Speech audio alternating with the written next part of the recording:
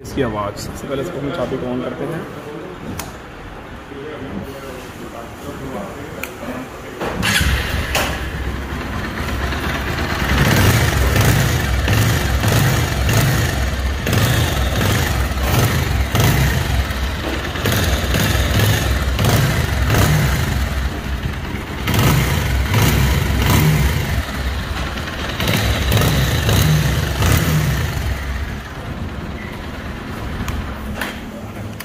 तो दोस्तों जैसे कि आपने इस गाड़ी की आवाज़ सुनी है, इस गाड़ी के अंदर हथौड़े जैसी आवाज़ आ रही है, गड़गड़ गड़गड़ गड़गड़ गड़गड़ गड़गड़।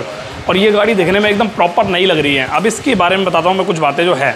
इस कस्टमर ने, भाई ने हमारे कंपनी में काम कराया था, सोनीपत में कोई कंपनी होगी, वहाँ काम कराया था। और वहाँ काम कराने के बाद इस गाड़ी में उस मैकेनिक ने कुछ जुगाड़ किया क्लच हाउसिंग के अंदर, बताया था मेरे को भैया ने। हालांकि मैंने गाड़ी अभी खोली नहीं है, चेक करूँगा खोल के मैं क्या है क्या नहीं है, मुझे खुद ही पता क्या जुगाड़ है। बस मैं वो चीज़ बता रहा हूँ जो मेरे को कस्टमर ने बताई है। तो कुछ क्लच हाउसिंग में जुगाड़ किया था ऑयल सप्लाई के लिए, प्लस इसके अंदर सीजर गेयर डाला था और इसके अंदर क्लच का असेंबली डाली थी पूरी कंप्लीट। अभी इसके अंदर क्या दिक्कत आ रही है, एक तो गेयर बहुत ज़्यादा अटक रहे हैं और एक प्लस गाड़ी में इतनी आवाज़ें आ रही है जैसे कि आपने सुनी लिया है। प्लस गाड़ी में पिकअप में मज़ा नहीं है, स्मूथनेस नहीं है बिल्कुल भी। जो गाड़ी में स्मूथनेस फ्रीली होती है ना, फ्री प्ले चलती गाड़ी। 220 को तो यार आप जानते ही हो 220 किस तरीके से चलती है, जिस तरीके से चलने का भाव होता है ना 220 का, वो बिल्कुल भी नहीं आ रहा। तो भाई इन भाई से पूछते हैं, बुलाते हैं इन भाई को और पूछते हैं दो चार बातें, इनकी कहानी क्या है भाई, अगर क्यों परेशान है, सोनीपत से यहाँ पर क्यों आए, मेरे पास रीज़न क्या है। तो फटाफट से बुलाते हैं और मिलते हैं आपसे कस्टमर के साथ। उनको दिखाइए, बताइए भाई। तो ये जो गाड़ी है आप मेरे पास सोनीपत से लेके आए हो, तो क्या रीज़न था, मतलब मेरे पास ही को लेके आए, आप कंपनी में जा सकते थे। मैं कंपनी लेके गया था लेकिन कोई बात नहीं, मैं इसे कंपनी लेके गया था, लेकिन क्या है इसके सीजर के चेंज करके देखा उन्होंने तो साउंड बढ़ गई इंजन की, कुछ अच्छा सा सोल्यूशन नहीं निकला। तो मेरे को लगा ला सागर भाई के पास करा लेते हैं इसको। तो मेरे को आप कब से फॉलो कर रहे हो? मेरे को हो गया आपको फॉलो करते 3-4 महीने हो गए इस चीज़ को। तो मेरे को 2-3 अच्छे रिव्यूज़ मिले पहले, जैसे बच्चों ने कराई है, और दानिश करके भी एक है वो तो मेरे को लगा चलो एक बार इन्हें भी ट्राई कर लेते हैं, बाकी देखते हैं अभी रिज़ल्ट क्या आता है इसका होने के बाद। चलो कोई नहीं भैया। बाकी उसके अलावा एक छोटी सी चीज़ और पूछूंगा, जैसे कि आपने इसका सीजर गेयर डलवाया, तो उस सीजर गेयर को जिस मैकेनिक ने डाला था, उस मैकेनिक ने डालने के बाद फिट करके दिया, तो आप गाड़ी चला के लेके गए, तो उस टाइम संतुष्टि थी या फिर नहीं थी? संतुष्टि तो नहीं थी, मैंने उसको उस टाइम पे भी कहा था यार साउंड तो तूने पूरी गाड़ी की चेंज कर दी है।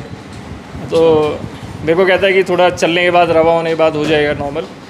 फिर मेरे को ज़्यादा टाइम नहीं हुआ, मैंने चलाई 200-250 किलोमीटर है। अब इसके आगे देखते हैं अभी क्या निकलता है क्या नहीं होता। उसके अलावा भैया ये जो गाड़ी है इसकी, ये चली कितनी टोटल अभी गाड़ी है? ये चलिए 13,000 कुछ चली है, 13,000। तो आपने कस्टमर से, मतलब आपने मैकेनिक से बोला नहीं भाई 13,000 किलोमीटर पर इसका सीजर गेयर खराब हो जाता है क्या? वो पहले उसने क्लच प्लेट चेंज करके देखी थी, वो क्लच प्लेट के बाद उसने एक्चुअली प्रॉब्लम उसको गेयर शिफ्ट की बताई थी, दूसरे वाला गेयर जो था वो अटक रहा था हल्का था। तो उसने क्लच कह के कि भाई ये गर्म हो गई है, जल गई है, तो उसने क्लच चेंज कर दी। फिर उसके बाद साउंड उसकी और बढ़ती चली गई, तो उसने सीधा गेयर चेंज कर दिया। और अभी नई अच्छे रिव्यूज़ निकले, अभी नई मज़ा आ रहा है चलने में। एक तो पिकअप डाउन हो गया उसका, और चलो देखते हैं कुछ हो जाए तो अच्छा। तो भैया ये जो गाड़ी है, इस गाड़ी से आपका जो काम उसने किया था, कितना बिल बना था? क्लच प्लेट के तो 1600 1650 की टोटल बिल टोटल अराउंड कह सकते हैं कि 2500-3000 के आसपास। 3000 के आसपास का टोटल बिल बना था। उसके बाद भी गाड़ी की ऐसी हालत है? बिल्कुल ऐसी हालत। चलो भैया कोई नहीं, आप बिल्कुल बेफिक्र रहो, अभी इस गाड़ी को ओके करते हैं और देखते हैं भाई। अभी इस गाड़ी को ओके करते हैं और ओके करने के बाद एक फीडबैक रिजल्ट देंगे हैंड टू हैंड का उसी टाइम का। आवाज़ को भी मैंने बोला भैया से, भैया 220 की जो प्रॉपर आवाज़ होती है ना, बिल्कुल वही आवाज़ निकाल के देंगे और इसका पिकअप जैसा होता है वैसा करके देंगे। गेयर शिफ्टिंग की प्रॉब्लम बिल्कुल स्मूथ हो जाएगी। खोल के देखते हैं क्या आखिर क्या प्रॉब्लम आनी है, मतलब परेशानी आ रही है इसमें। जो गेयर शिफ्टिंग की प्रॉब्लम आ रही है, उस बंदे ने जो सीजर गेयर डाला था उसकी टाइमिंग सही मिली है नहीं मिली है, हर चीज़ आपको क्लियर करता हूँ। तो फटाफट से गाड़ी को खोलते हैं और उसके बाद आपसे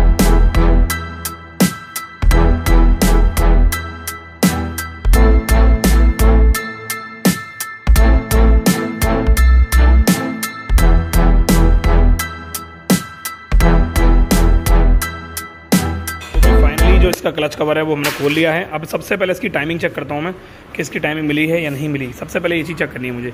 तो भाई फटाफट से इसकी टाइमिंग मिलाओ, पिस्टन टॉप पे करो उसका, यहीं से यहाँ से पिस्टन टॉप पे करो उसका, पता लग जाएगा टाइमिंग आउट होगी या नहीं है। अगर टाइमिंग आउट हुई तो भाई समझ लो गाड़ी के अंदर बंदे ने लापरवाही करी हुई है बहुत ज़्यादा। तो भाई यहाँ पर देख रहे हैं हम, टाइमिंग तो बिल्कुल ठीक मिली हुई है इसके अंदर, परफेक्ट टाइमिंग में कोई गड़बड़ी नहीं है, टाइमिंग एकदम बढ़िया मिली हुई है। अब आगे का देखना, आगे का प्रोसेस क्या होने वाला है। क्लच असेंबली बंदे ने नहीं डलवाई हुई है, सीजर के नहीं डलवाया हुआ है, ऐसा बता रहे हैं भैया। देखते हैं खोल के, फटाफट से खोलते हैं इसको, आगे देखते हैं।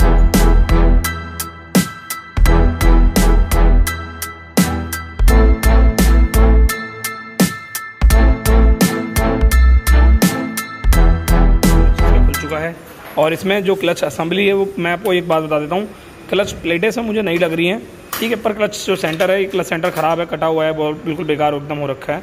ये क्लच सेंटर देख रहे हो बिल्कुल बेकार हो रखा है। उसके अलावा क्लच प्लेटें इसमें नहीं डली हुई हैं, बट इसके अंदर जो हब है इसमें जुगाड़ कर रखा है। ये देखो, ये छेद इसमें होके नहीं आता है, इसमें कंपनी ने जुगाड़ करवा रखा है। अब यार जब कंपनी ही जुगाड़ करेगी, ये देखिए, आप दिख रहा होगा आपको, ये देखिए, ये देखिए, ये देखिए, ये जो छेद आपको देख रहे हैं, ये छेद क्यों दिए गए हैं? अगर किसी के पास इसका जवाब है तो नीचे कमेंट करके बताना। मैं मजाक नहीं कर रहा, सच बता रहा हूँ, मज़ा आ जाएगा। अगर किसी के पास इसका जवाब है तो ये छेद क्यों किए गए हैं, अगर आपने सही आंसर दे दिया तो मुझे बहुत खुशी होगी कि यार हाँ यार, आपको मेरी वीडियो से काफ़ी ज़्यादा कुछ सीखने को मिल रहा है। ठीक है, 1 2 3 4 5 इसके अंदर छेद किए हुए हैं 5। और जबकि ये कंपनी में जब आप नया सेंटर लोगे, नया हब लोगे, तो उसमें छेद नहीं होके आते, ठीक है। पर कंपनी ने, किसी मैकेनिक ने इसमें छेद करवा रखे हैं ड्रिल मशीन से। इसका रीज़न क्या है इसको बताना मुझे ज़रूर, ठीक है। ये तो जुगाड़ है, पर ये जुगाड़ किस लिए दिया गया होता है, इसका रीज़न क्या है, ये क्यों दिया होता है, इससे क्या फ़ायदा होता है गाड़ी का ना, ये चीज़ बताना मुझे। उसके अलावा से क्लच होल्डिंग की बात करते हैं, उसमें गियर शिफ्टिंग में बहुत दिक्कत आ रही थी। Oh my God, gear shift में दिक्कत आने का रीज़न देखो ये है, इसके अंदर देखो कट के निशान लगे हुए हैं, ये गड्ढे के निशान लगे हुए हैं, ये गड्ढे के निशान होने की वजह से गियर शिफ्टिंग में दिक्कत आती है। और अगर आपकी गाड़ी में प्रेशर प्लेट या फिर क्लच प्लेट टेढ़ी हो या बैंड हो, तो भी आपकी गाड़ी में गियर शिफ्टिंग की दिक्कत आती है। और जो आवाज़ बता रहा हूँ मैं, उसकी आवाज़ की बात कर रहा हूँ, सीजर गियर की सेटिंग वेटिंग चेक करना पड़ेगा क्या है क्या नहीं है, उसके बाद भी आवाज़ की दिक्कत आती है। तो फटाफट सर्जिंग चेक करते हैं क्या है, उसके बाद आपको बताते हैं। तो भाई जब गाड़ी में खोल रहा था तो गाड़ी को चेक किया मैंने, गाड़ी का कार्बोरेटर जो है उसकी मैनिफोल्ड की रबड़ बिल्कुल बुरी तरह कटी हुई है। यार मैं एक बात बता देता हूँ आपको, अगर आप किसी बाइक का काम करवा रहे हो और उस बाइक का काम कंपनी में हो रहा है, और कंपनी में काम करवाने के बाद आपकी गाड़ी में, मतलब जैसे आप कंपनी में जाते हो मिसिंग के लिए या पिकअप के लिए या एवरेज के लिए या फिर मतलब किसी भी चीज़ के लिए जाते हो जो मेट्रोल से रिलेटेड हो, पेट्रोल या मिसिंग से रिलेटेड हो, तो कंपनी में ये चीज़ ज़रूर चेक होनी चाहिए। ये जो रबड़ है, ये इसको बोलते हैं मैनिफोल्ड, कार्बोरेटर मैनिफोल्ड रबड़, ठीक है। ये बहुत ज़्यादा कटी हुई है, बहुत ही ज़्यादा। ये देखो यार, मतलब हद होती है यार, कंपनी में इतनी ज़्यादा लापरवाही होती है, मैं इस चीज़ को लेके हैरान हूँ बहुत ज़्यादा। ये बहुत ज़्यादा कटी हुई है। ये किस काम आती है? अगर ये रबड़ कटी होती है तो रबड़ कटने की वजह से क्या होता है, ये ना हेड में लगती है, हेड में, ठीक है। अब जो एयर और पेट्रोल का मिक्सचर बनता है वो सारा का सारा होता हुआ इस रबड़ से जाता है हेड में। अगर इस रबड़ के अंदर कोई भी कट लगा हो या हल्का सा बहुत सुई बराबर भी छेद हो, तो वो जो मिक्सचर है वो सारा का सारा यहाँ से लीक कर जाएगा।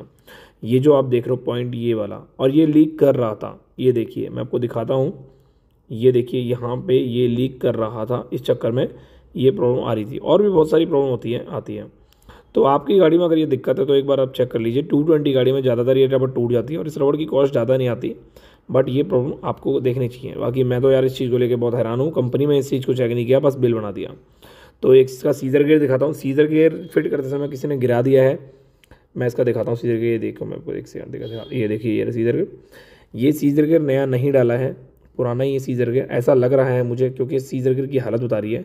जब नया सीजर गियर डलता है तो वाइट कलर का होता है, ये येलो शेड में है, और 200 किलोमीटर चलाने के बाद गाड़ी का सीजर गियर येलो नहीं होता, ठीक है। चलो बाकी वो अपनी अपनी अंडरस्टैंडिंग है, क्या पता सेकेंड हैंड पीस हो या कुछ भी सकता है, पर ये सीजर गियर फिट करते समय किसी ने गिरा दिया है।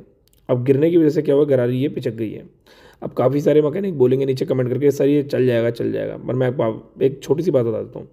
ये गरारी प्लास्टिक की होती है, अगर आप अपनी गाड़ी में फिट कर रहे हो और ये गलती से गिर जाए और इसके गरारी पिचक जाए, तो ये जो पॉइंट है लोहे के 2 पॉइंट, अगर इसके सहारे गिरता तो कोई इशू नहीं होता। अगर गरारी के सहारे गिरता है तो आपकी गाड़ी में बहुत ज़्यादा इशू हो सकता है, क्योंकि गरारी जो टेढ़ी होने के चांसेस बढ़ जाते हैं, फिर ये प्रॉब्लम करेगा ही करेगा, चाहे कुछ भी कर लो आप। तो ये नया डल रहा है अभी। और देखो एक चीज़ और दिखाता हूँ, इस गाड़ी की सर्विस हुई है, जैसे कि आपने देखा कस्टमर से सुना, पर इस सर्विस के दौरान आपको मैं एक चीज़ दिखाता हूँ जो बहुत ज़्यादा हैरान करेगी। वो है आगे का स्पॉकेट, जो फ्रंट चेन स्पॉकेट है उसके अंदर इतनी ज़्यादा गंदगी है, बहुत ज़्यादा। मतलब आप अगर एक मैं छोटी सी चीज़ एक्सप्लेन कर देता हूँ, अगर आप अपनी गाड़ी की सर्विस करा रहे हो तो आपका फ़र्ज़ बनता है कि आप आगे के इस पॉकेट से पूरी गंदगी साफ़ करवाओ, क्लीनिंग कराओ हर सर्विस पे। ये देखिए, अब मुझे एक छोटी सी कमेंट करके आप ज़रूर बताना, एक बार मैं आपसे छोटी सी गुजारिश करूँगा, क्या लगता है आपको ये गाड़ी 200-300 किलोमीटर चल के ही इतनी गंदगी इसमें भरी हुई है? छोटी सी चीज़ है, कमेंट करके बताना। मैं सिर्फ आपसे पूछना चाहता हूँ, ये चीज़ बाहरी से ही चमकाई हुई है इस गाड़ी को, अंदर से तो इतनी गंदगी है इसमें कि क्या ही बताऊँ आपको, मैं एक्सप्लेन करना मुश्किल है। तो ये सारी चीज़ें साफ़ होंगी, सफाई होगी, क्लीनिंग होगी, उसके बाद ये गाड़ी पैक हो जाएगी। अब पैक करने के दौरान बजाज का सामान, सबसे इम्पोर्टेंट बात यहाँ पे आती है। तो बजाज के सामान की अगर बात की जाए, ये है सीजर गियर, जैसे कि इस वक्त आप देख रहे हो पार्ट नंबर। मैं अनबॉक्स नहीं करूँगा इसको, मैं इसमें से सिर्फ क्लच असेंबली अनबॉक्स करके दिखाऊँगा आपको। ये अनबॉक्स मैं क्यों नहीं कर रहा, मैं बता देता हूँ। अनबॉक्सिंग चैनल जो है वो है ARV अनबॉक्सिंग, वहाँ जाके आप स्पेयर पार्ट्स की पूरी नॉलेज, अनबॉक्सिंग और इसके प्राइस और उसका पार्ट नंबर सब जान सकते हो। ARV अनबॉक्सिंग चैनल के बारे में अगर आपको नहीं पता तो मैं अपने कम्युनिटी में डालता रहता हूँ आए दिन, एक से एक वीडियो। वहाँ पे अभी Q&A वीडियो आई थी, वहाँ पर मैंने मेरे ARV अनबॉक्सिंग जो भाई है हमारे, उन्होंने साथ में मिलकर बनाई थी। और ये है हमारा क्लच असेंबली, कंप्लीट क्लच की असेंबली है। अभी काफ़ी सारे भाई हैं जो सोचते हैं कि मेरी गाड़ी में स्लीपर क्लच मेरे को डलवाना है, तो भाई मैं बता देता हूँ, स्लीपर क्लच डलवाने से कोई इतना बड़ा खास आपकी गाड़ी में सुधार नहीं होने वाला।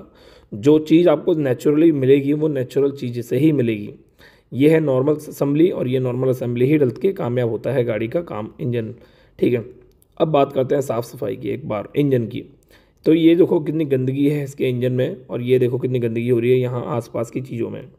ये रबड़ हमने लगा दी है मैनीफोल्ड की, और ये रबड़ जो है बहुत ज़्यादा ख़राब हो गई थी। रबड़ की कॉस्ट नहीं आती, बट चेक करने का फ़र्ज बनता है एक मैकेनिक का। आपकी गाड़ी में परेशानी आप दूर कराओ या मत कराओ, ये आपकी खुद की अंडरस्टैंडिंग है, पर आपकी गाड़ी में परेशानी क्या है या क्या नहीं है ये मैकेनिक आपको बताना चाहिए, मैकेनिक वो बताना चाहिए आपको, उसकी फ़र्ज बनता है, उसकी अंडरस्टैंडिंग है। तो ये बात करते हैं इसकी सफाई की। तो ये देखिए सफाई कितनी ज़्यादा क्लीनिंग करी है हमने इसकी, ये देखिए पूरी प्रॉपर क्लीनिंग कर दी है, और अभी चली रही है क्लीनिंग। उस साइड आप देख रहे हो TT ऑयल से वो वॉश कर रहे हैं उसको, जो आपको दिखाया था मैंने। ये देखिए पूरा क्लच का कंप्लीट तामझाम सारा क्लीन हो चुका है। सीजर गियर इसमें नया डल रहा है, ये पुराना है सामने जो रखा हुआ है। और उसके अलावा ये देखिए पूरी क्लीनिंग हुई है, ये देखिए क्लच कवर कितनी ज़्यादा क्लीनिंग हुई है। तो कुछ इसी तरीके से आपको काम करवाना है अपनी गाड़ी का। टैपेट की सेटिंग की बात करते हैं। अगर आप क्लच का काम करवा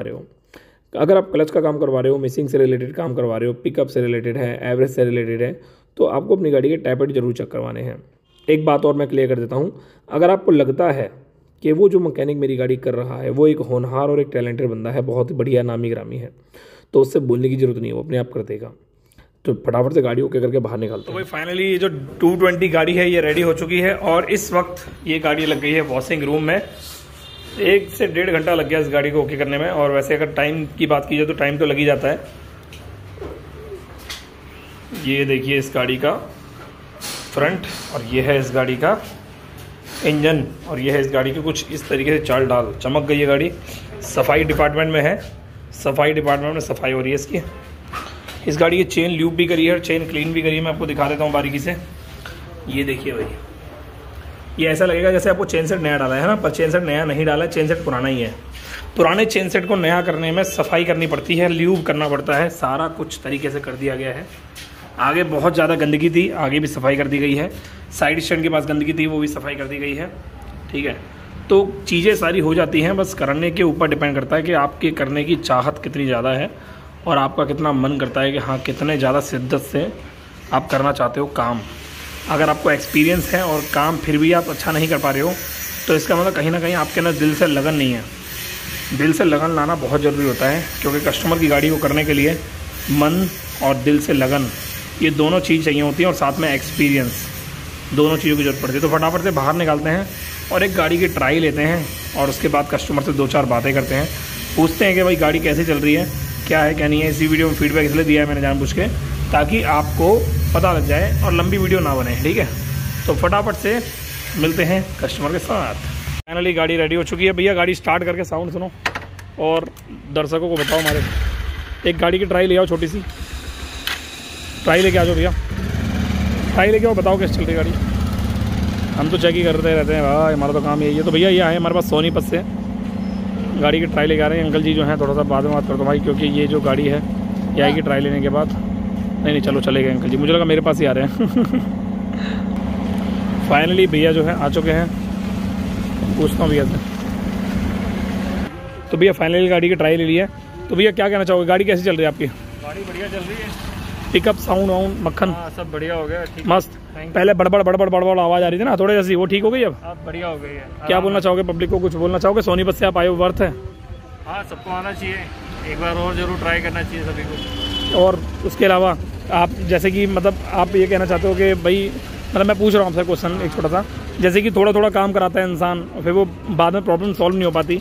ये इकट्ठा कराने से बढ़िया थोड़ा थोड़ा है या थोड़ा कराने से बढ़िया इकट्ठा करना है? एक बार में पैसे खर्च करना ज़्यादा ठीक है, बार बार का ड्रामा नहीं रहता है ना।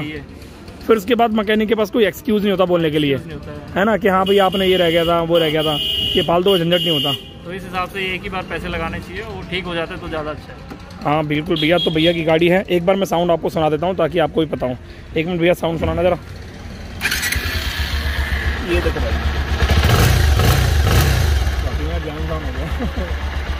वाकई में भाई मस्त साउंड हो गया। और गाड़ी की 13,017 ज़्यादा चली हुई नहीं। तो भैया ठीक है, मिलते हैं आपसे नेक्स्ट सर्विस पर। And thank you so much, आप आए, आपने विज़िट किया, अपॉइंटमेंट ली।